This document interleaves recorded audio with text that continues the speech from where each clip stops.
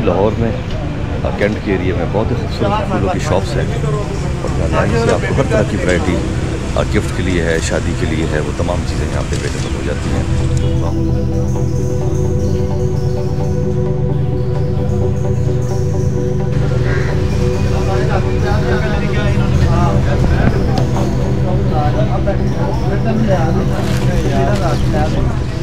देखें देखें उमर फ्लावर दिखाएं, फूल हर तरह की वैरायटी इधर होती है। मार माला गजरों का सब का काम करते हैं।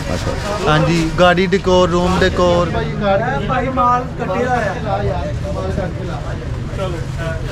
ये गिरजा चौक है, नेर किचन कुजीन है, ठीक है। सामने इसके ऑपोजिट साइड पे पीएफ मार्केट है।